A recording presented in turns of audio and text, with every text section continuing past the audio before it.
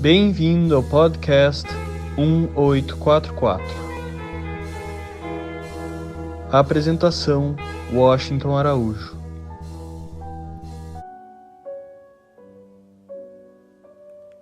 O jejum é uma parte fundamental de todas as religiões do mundo.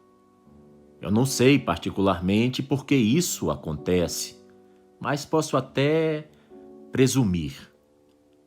O fato é que em todas as grandes religiões do mundo existe aquele paradoxo essencial. Somos seres espirituais que têm uma experiência humana através de nossos corpos.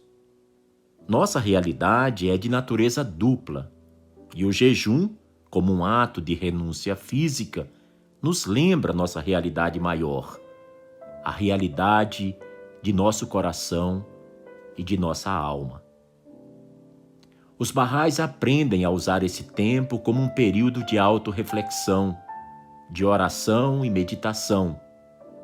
Abdu'l-Bahá, o filho de Baha'u'lláh, que é o fundador da fé Bahá'í, escreveu o seguinte: esse jejum físico é um símbolo do jejum espiritual. Esse jejum leva a limpar a alma de todos os desejos egoístas, a adquirir atributos espirituais, a ser atraído pela brisa do Todo Misericordioso e a inflamar-se com o fogo do amor de Deus. Esse trecho se encontra no belíssimo livro Seleção dos Escritos de Abdu'l-Bahá.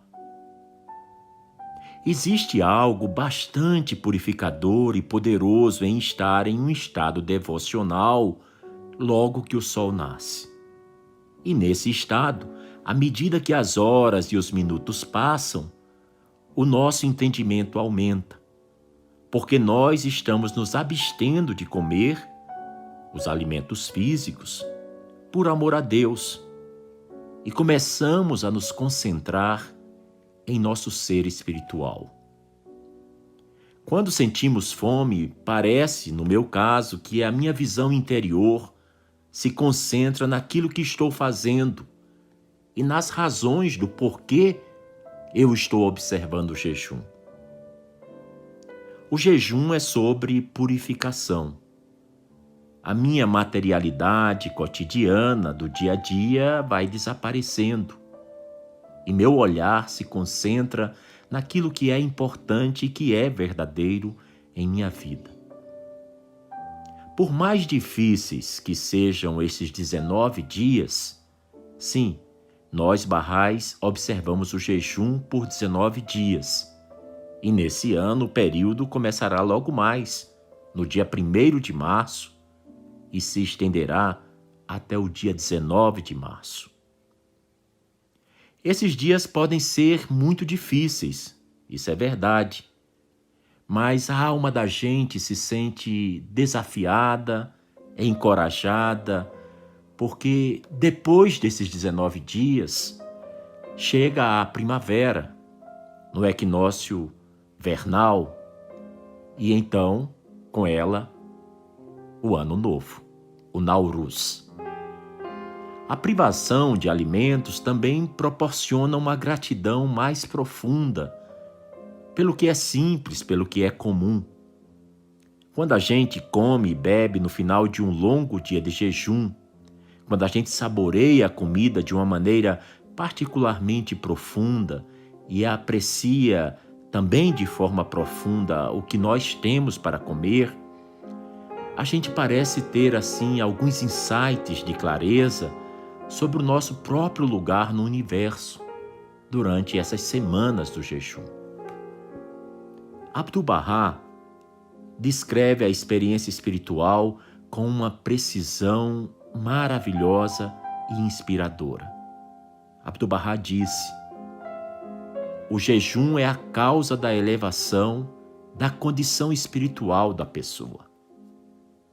E tem uma oração dele que começa assim: ó Deus, assim como jejuo com o apetite do corpo e não ligo para comer e beber, da mesma maneira que você purifica meu coração e minha vida de tudo exceto do teu amor.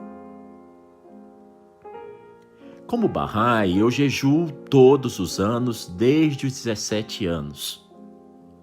Mas dessa vez eu busco fazer um grande esforço para jejuar de uma maneira ainda mais consciente. Na religião Bahá'í, o jejum é um período de 19 dias em que todos os Bahá'ís que tenham mais de 15 anos de idade, com algumas exceções, como as mulheres gestantes, grávidas, ou as mulheres que estão amamentando, e também as pessoas com mais de 70 anos de idade ou que estejam doentes, enfermas, todas elas estão liberadas de observar o jejum Bahá'í.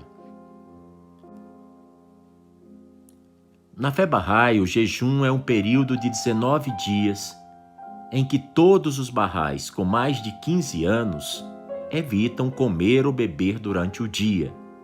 Existem algumas exceções, como as mulheres grávidas ou amamentando e as pessoas com mais de 70 anos ou que se encontrem doentes, enfermas. Shoghi Effendi, o guardião da fé Bahá'í, explicou da seguinte maneira o jejum.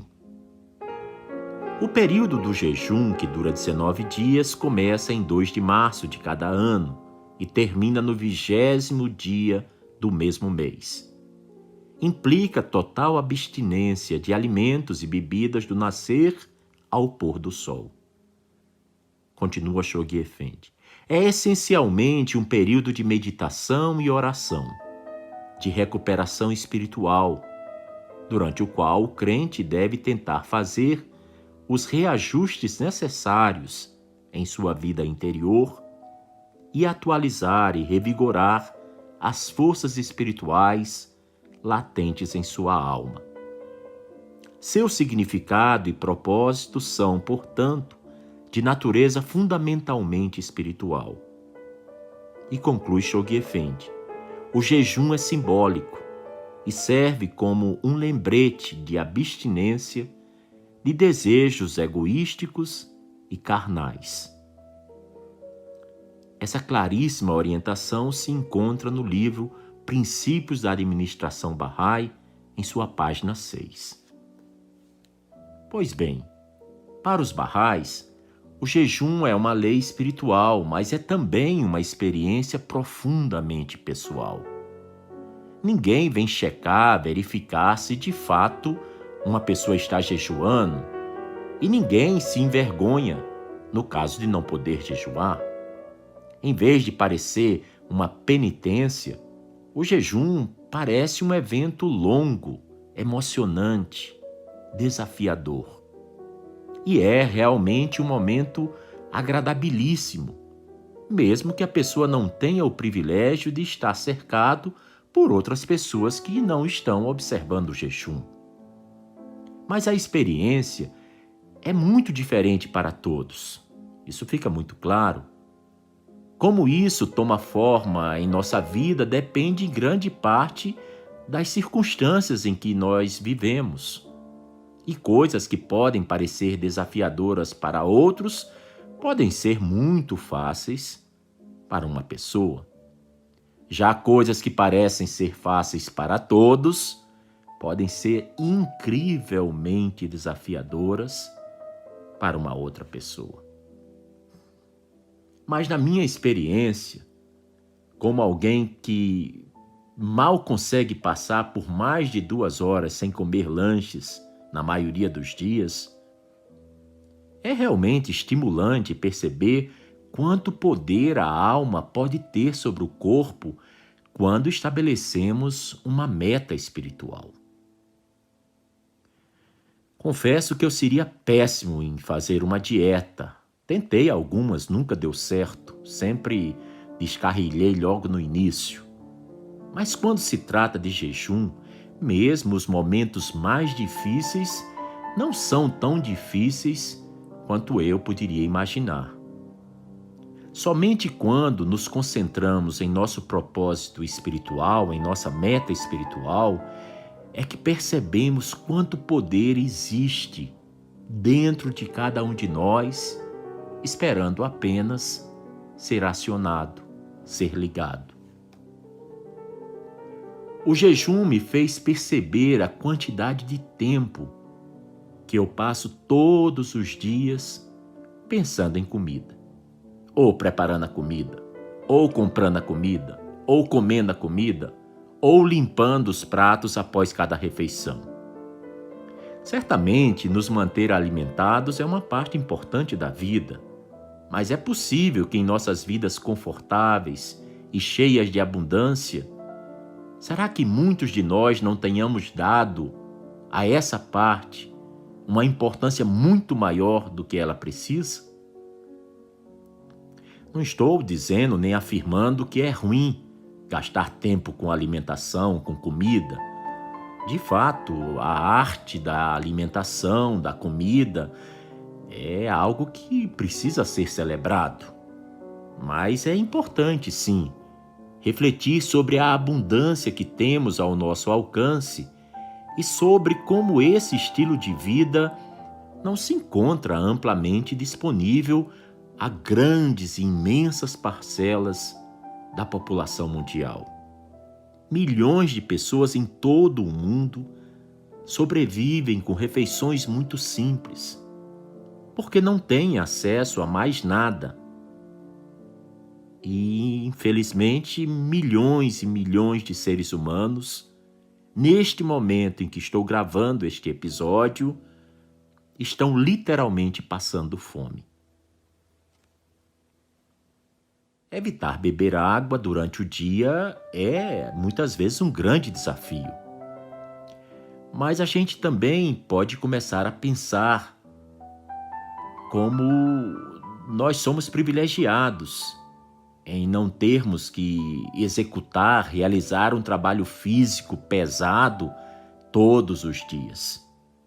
E também o privilégio de estarmos em um lugar onde é muito fácil ter acesso à água potável. Bahá'u'lláh revelou em uma de suas escrituras: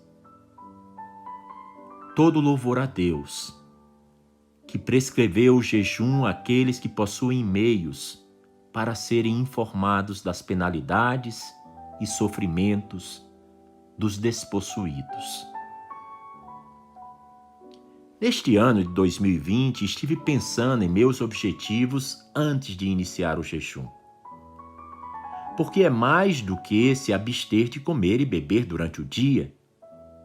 E supõe-se ser um momento de crescimento espiritual real. Decidi então fazer alguns ajustes que poderiam me ajudar a ter mais consciência do objetivo por trás daquilo que estou observando. É óbvio que são apenas algumas ideias que tenho para mim e que se baseiam em minhas próprias forças e fraquezas.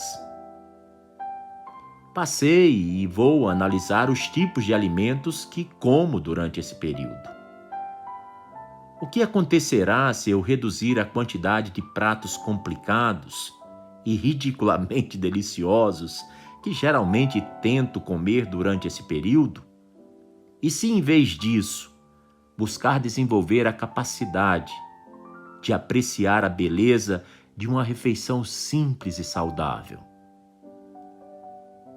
O que acontecerá se eu ler cada vez mais histórias sobre a vida do Báb, sobre a vida de Bahá'u'lláh ou a vida de Abdu'l-Bahá, para ter em mente temas e assuntos mais espirituais e poder assim apreciar os sacrifícios que eles fizeram?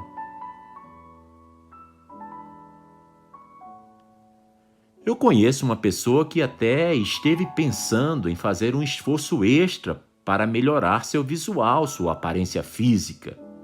Isso pode até parecer contraditório, contraproducente, com o objetivo que se tem de, durante o período de jejum, não dar muita trela às coisas materiais.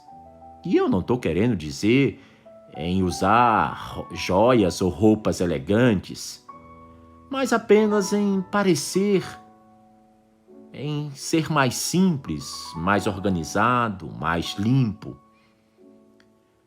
Eu acho que isso sim pode nos ajudar a transcender a preguiça e a descobrir o lado espiritual de como cada um de nós pode abordar a nossa própria aparência física.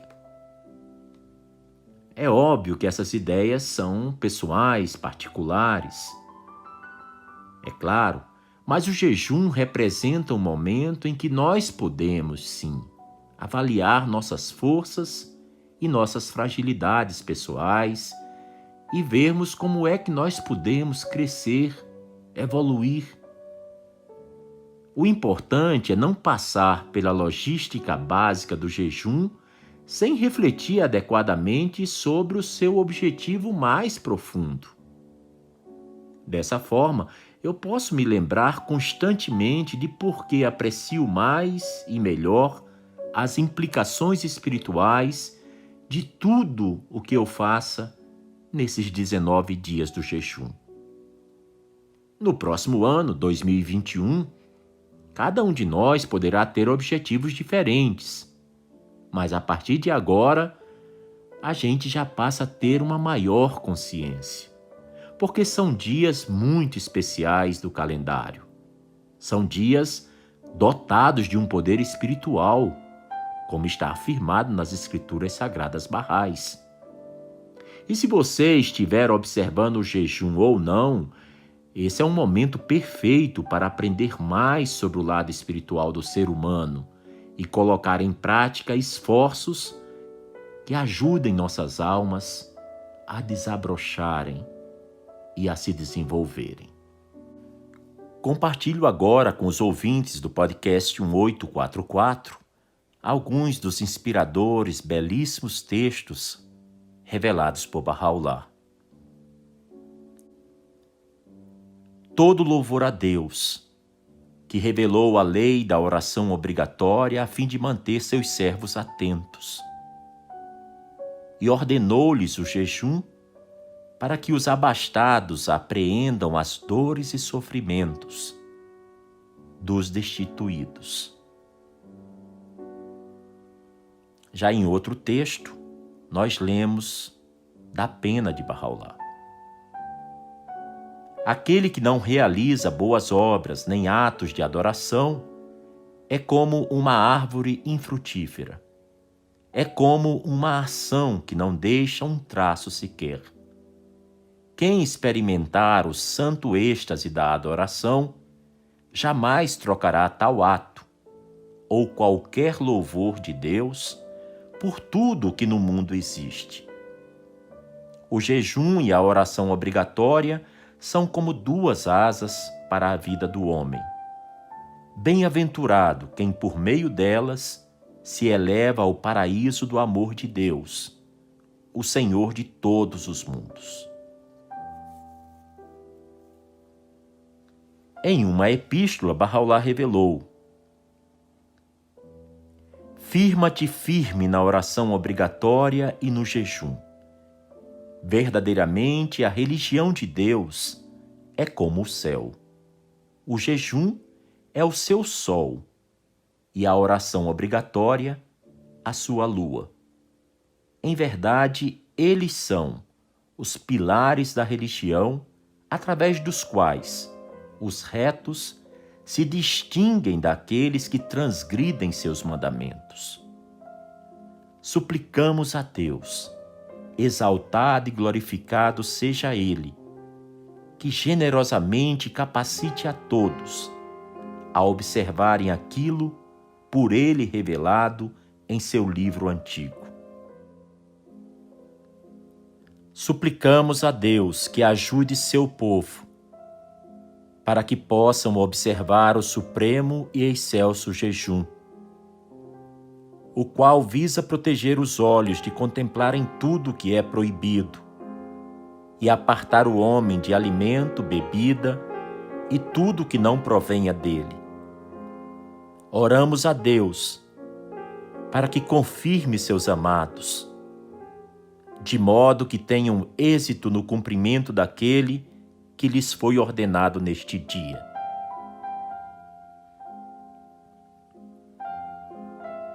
Estes são os dias do jejum. Bem-aventurado quem aumenta seu amor através do calor gerado pelo jejum, e que, com alegria e radiância, ergue-se para realizar obras dignas. Verdadeiramente ele guia ao caminho reto quem quer que ele queira. Verdadeiramente digo, jejuar é o remédio supremo e o mais poderoso tratamento para a enfermidade do ego e da paixão.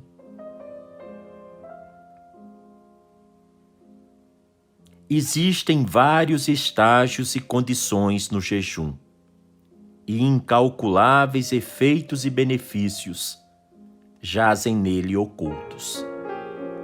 Felizes os que os atingiram. A lei do jejum é ordenada para aqueles que estão fortes e saudáveis. Quanto aos enfermos e debilitados, a lei nunca lhes foi aplicável, nem o é agora. São belíssimas, inspiradoras, são como chuvas primaveris sobre o coração humano, as orações que Bahá'u'lláh revelou para o jejum. Iremos compartilhar apenas 2 trechos dessas belíssimas orações reveladas por Bahá'u'lláh. Em nome daquele que foi prometido nos livros de Deus, o conhecedor de tudo, o de tudo informado.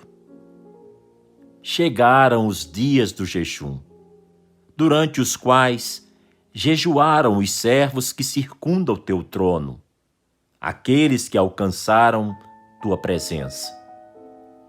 Dize: ó Deus dos nomes e Criador dos céus e da terra, eu te suplico por teu nome, o Todo-Glorioso, que aceites o jejum dos que jejuaram por amor a ti e para teu agrado, e que cumpriram o que lhes ordenaste em teus livros e tuas epístolas.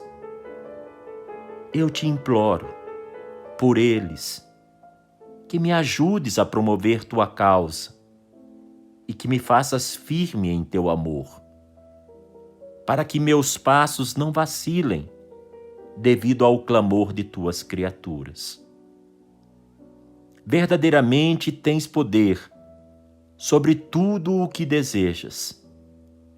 Não há outro Deus senão Ele, o vivificador, o Todo-Poderoso, o mais generoso, o ancião dos dias.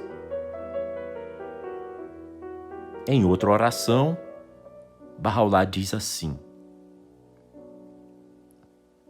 louvado sejas, ó Senhor meu Deus. Observamos o jejum de acordo com tua vontade e o quebramos agora, por teu amor e teu agrado. Digna-te de aceitar, ó meu Deus, as obras que temos realizado em teu caminho inteiramente por amor à tua beleza, com nossas faces voltadas para a tua causa, livres de tudo senão de ti. Concede, pois, teu perdão a todos nós e aos nossos antepassados, e a todos os que acreditaram em ti e em teus poderosos sinais, nesta mais sublime, nesta mais gloriosa revelação. Potente é para fazer o que desejas. Verdadeiramente, tu és o mais excelso, o onipotente, o irrestrito.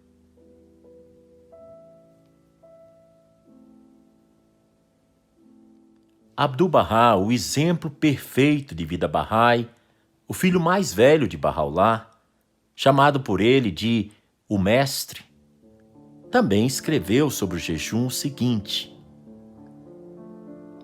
A oração obrigatória e o jejum estão entre as maiores ordenanças desta sagrada dispensação. No reino da adoração, o jejum e a oração obrigatória constituem os dois mais firmes pilares da sagrada lei de Deus. De modo algum é permitido negligenciá-los, e certamente não é aceitável falhar em seu cumprimento. Na Epístola da Visitação, ele diz: suplico a Deus por ti e por aqueles cujas faces foram iluminadas pelos esplendores da luz do teu semblante. Aqueles que observaram por amor a ti tudo o que lhes fora mandado. Ele declara que o cumprimento das ordenanças de Deus advém do amor pela beleza do mais amado. E continua Abdu'l-Bahá: o buscador, quando imerso no oceano do amor de Deus, será movido por intenso anelo e erguer-se-á para cumprir as leis de Deus. Destarte, é impossível que um coração no qual se encontra a fragrância do amor de Deus possa, no entanto, deixar de adorá-lo, exceto em circunstâncias quando tal ato causaria a agitação dos inimigos e despertaria dissensão e intriga. Não sendo assim, um amante da beleza de Abha seguramente demonstrará incessante perseverança na adoração do Senhor. Escreveste a respeito do jejum.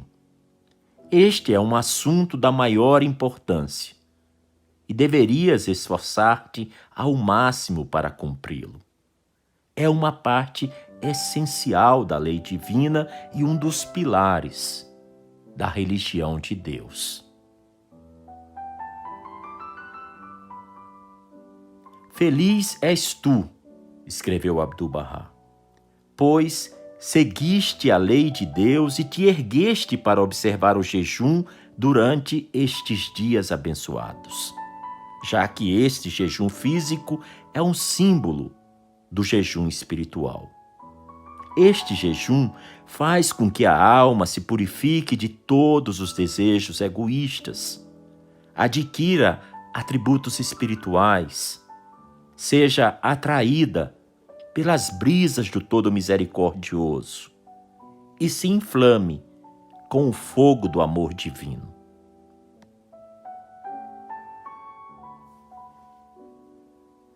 Abdu'l-Bahá escreveu também: jejuar causa a elevação do grau espiritual da pessoa.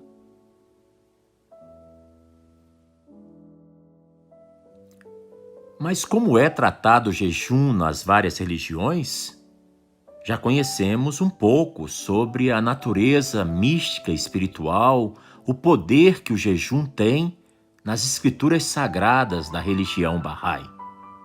Mas como as outras religiões veem esse importante tema da devoção? As regras alimentares servem como rituais instauradores de disciplinas, de técnicas de autocontrole que vigiam a mais insidiosa, diuturna e permanente tentação.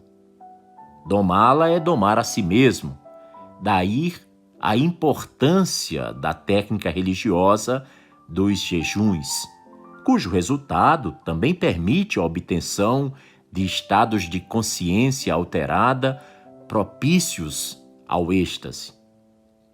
As regras disciplinares sobre alimentos podem ser anti-hedonistas, evitando o prazer produzido pelo alimento, tornando-o mais insípido possível, ou podem ser pragmáticas, ao evitar alimentos que sejam demasiados quentes ou passionais. É uma das práticas relacionadas à alimentação das mais comuns encontradas nas religiões. Sim, o jejum pode ser total quando se trata da abstinência de quaisquer alimentos, por vezes até mesmo de água, ou então o jejum parcial, quando existe permissão para se comer determinados alimentos, enquanto outros são temporariamente proibidos. Os jejuns podem também ser praticados em ocasiões específicas de acordo com o calendário das celebrações de cada religião, como uma forma de marcar um evento muito importante, geralmente ligado à divindade, aos mensageiros de Deus, profetas, os líderes e fundadores, ou por figuras de grande expressão nessa ou naquela denominação religiosa. Vejamos no hinduísmo. No hinduísmo, as regras para o jejum são bastante complexas, variando segundo o mês do ano, a divindade de devoção do fiel, a casta, a família, a idade, o gênero e o grau de ortodoxia. O jejum pode ser completado através do consumo de comidas puras, adotando-se, no hinduísmo, uma dieta completamente vegetariana ou abstendo-se de suas comidas favoritas. Jejuns comuns para os hindus incluem os domingos, os dias de lua nova, de lua cheia e o 10º e o 11º dias de cada mês, o festival de Sivaratri, o 9º dia do mês de Chaitra, o 8º dia de Sravana, e também os dias de eclipses, de equinócios, solstícios e de conjunções de planetas. Cada dia da semana para o hindu é dedicado a determinados deuses. Costuma-se jejuar ao menos uma vez por semana, de acordo com o deus ao qual se deseja entrar em comunicação. O jejum é parcial, evitando-se alguns alimentos neste dia, em geral, o arroz, o trigo, as lentilhas, o sal, ou a cebola e o alho. O jejum dura do nascer ao pôr do sol, intercalado com uma refeição que segue as restrições citadas. Existem inúmeros livros e sites na internet com receitas para o jejum hindu, isto é, sem cebola ou alho, próprias para os dias de jejum, bem como para receitas upvas, que não contêm nem cereais e nem sal. Alguns deuses, em seus respectivos dias, também não permitem o uso de outros ingredientes. E além dessas dietas, vratis e upvas, tais como o óleo no dia do Lorde Surya, que é o domingo, o objetivo do jejum para o hindu é obter favores dos deuses para quem se sacrifica, mulheres solteiras que buscam um bom noivado. Por exemplo, o jejum para o hindu é melhorar o controle de si mesmo, através do controle do domínio dos sentidos. Praticam o jejum às segundas-feiras em homenagem a Shiva Purana, que favorece a meditação, chamada pelos hindus de sadhana. E no judaísmo? O principal jejum realizado pelos judeus é o Yom Kippur, o dia do perdão, a abstenção de líquido, de alimento, de sexo e de cigarro, desde o amanhecer até o pôr do sol. O Yom Kippur é um dia de total transparência em que a pessoa vai avaliar sua vida, o seu desempenho no ano que terminou. O jejum é feito também pelos judeus em outras 4 ocasiões. O judaísmo possui alguns jejuns em seus calendários litúrgicos. Alguns são menores e muito menos praticados, e são nas seguintes datas: o dia 10 do mês de Tevet, que marcou o cerco de Jerusalém pelos babilônios. O jejum de Ester, observado um dia antes do Purim, no dia 13 do mês de Adar, lembrando os dias de jejum solicitados por Esther. O dia 17 do mês de Tamuz, que é a data em que as muralhas de Jerusalém foram rompidas durante o cerco romano. O jejum de Guedália, no dia 3 do mês de Tishrei, um dia depois do Rosh Hashanah, celebra o assassinato de Guedália, governador dos judeus, nomeado por Nabucodonosor. Existe também para os judeus, e é bastante praticado, o jejum dos primogênitos. Ele é realizado um dia antes da Páscoa judaica, a Pessá, e é feito em sinal de gratidão por Deus ter poupado os primogênitos dos filhos de Israel, quando Deus, na 10ª praga, matou os primogênitos egípcios. Mas voltamos a repetir, o principal jejum judaico é o do Yom Kippur, o dia do perdão.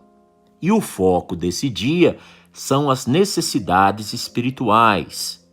Portanto, as necessidades físicas são temporariamente postas de lado, para que se concentre no pedido de perdão por todas as maneiras pelas quais se tenha transgredido no ano que se passou, e então se possa começar o ano de consciência limpa.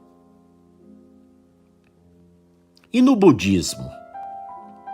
No budismo, o jejum é uma prática comum, especialmente entre os monges, que comem apenas 2 vezes ao dia, uma pela manhã e outra por volta do meio-dia, e no resto do dia se jejua. Esta regra, proveniente do Vinaya Pitaka, que são os textos canônicos budistas, só pode ser quebrada em caso de enfermidade.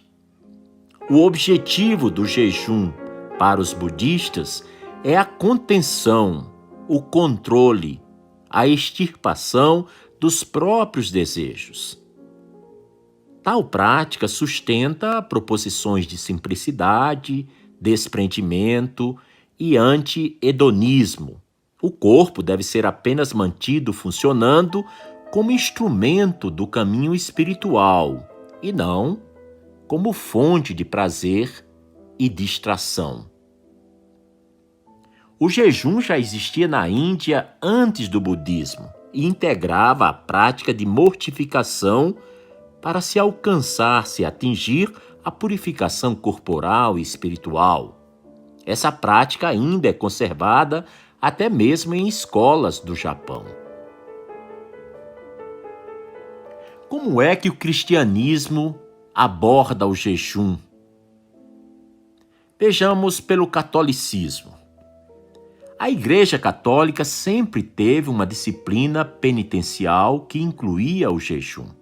Na época dos profetas, o jejum era uma forma de arrependimento e de conversão. Hoje em dia, o jejum é tratado pelos católicos como sendo renúncia ao prazer que o alimento dá, uma homenagem a Deus e a Jesus e uma forma de solidariedade àqueles que passam fome. É uma forma de purificação e de crescimento espiritual, ensina o catecismo cristão católico. É observado na quarta-feira de cinzas, logo depois do carnaval, e na sexta-feira santa, no dia de abril. O fiel católico escolhe a forma de jejuar, mas a Igreja Católica orienta a privação total ou a redução de uma das refeições principais. Por uma decisão da Conferência Nacional dos Bispos do Brasil, a CNBB, não é mais obrigatória a abstinência de carne vermelha na Sexta-feira Santa. Pode esta ser substituída pela privação de algo prazeroso, como comer chocolate, por exemplo, ou então por uma ação assistencial. O cristianismo, de forma geral, permanece hoje apenas com o jejum da Semana Santa. Mas no século VI, desde o nascimento de Cristo, o ato de comer era visto como uma tentação que levava ao pecado da gula. Aos poucos, sob a guia da Igreja Católica, o jejum foi sistematizado.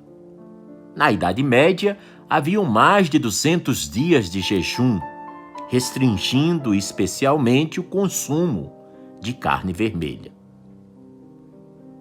Além do jejum da Quaresma, e todas as quartas e sextas-feiras eram tidas, naquele tempo, como os dias de jejum parcial.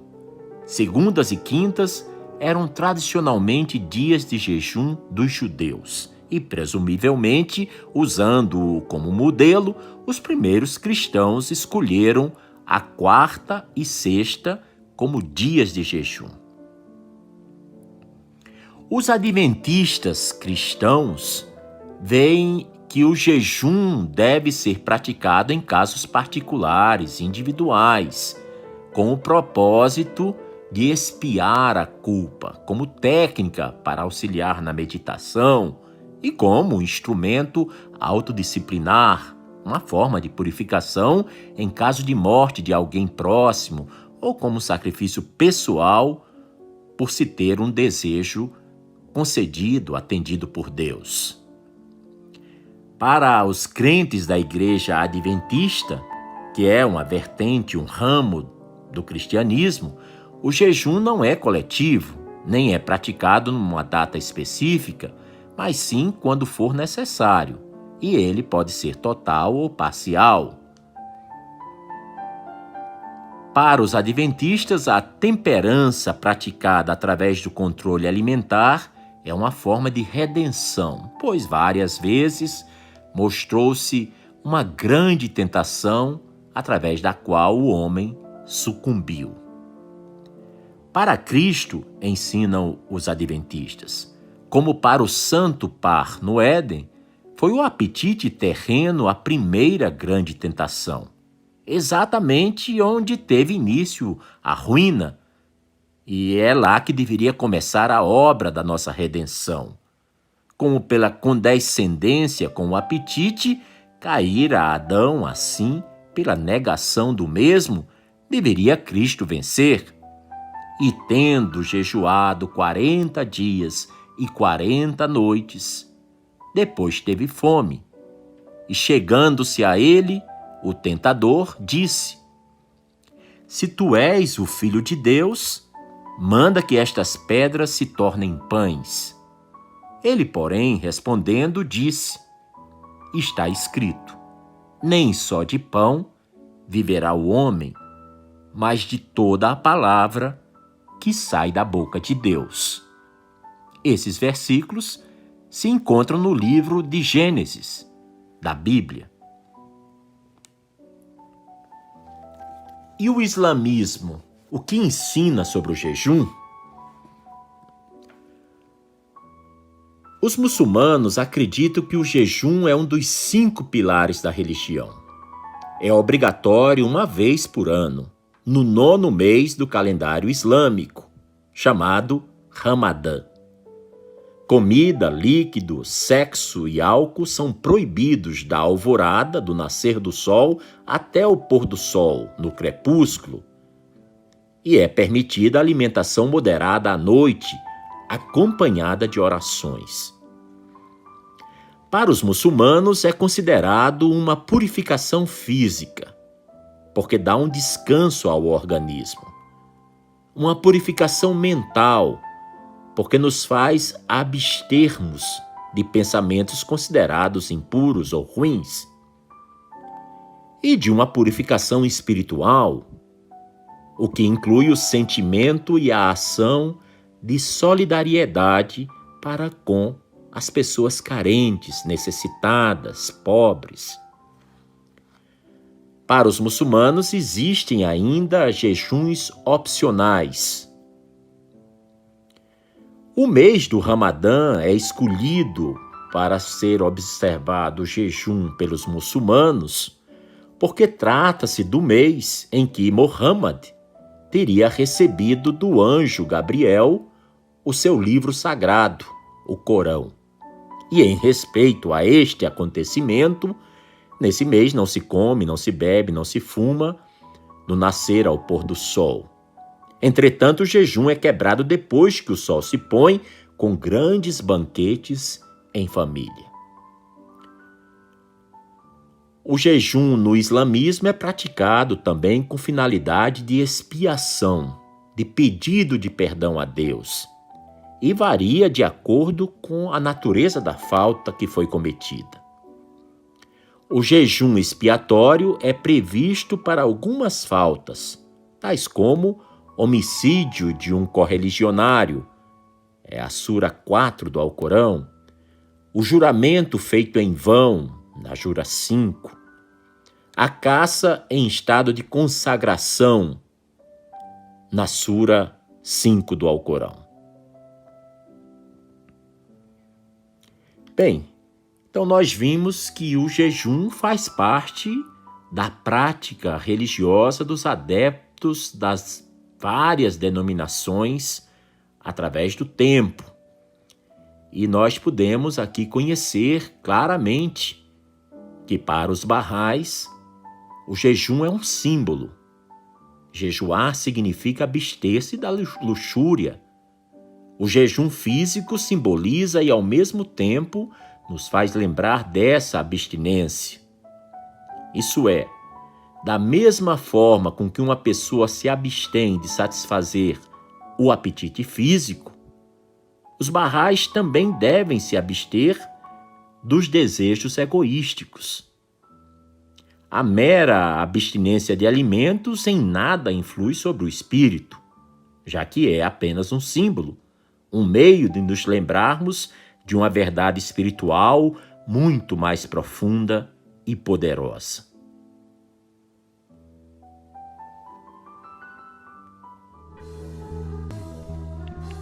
Você acabou de ouvir mais um episódio do podcast 1844.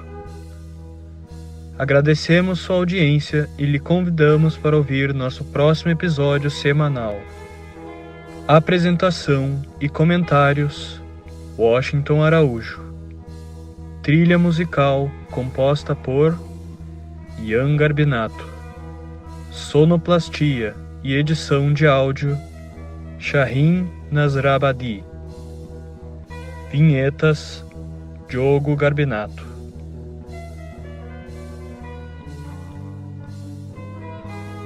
Contatos com a produção para comentários e sugestão de temas podem ser feitos através do e-mail podcast1844@gmail.com.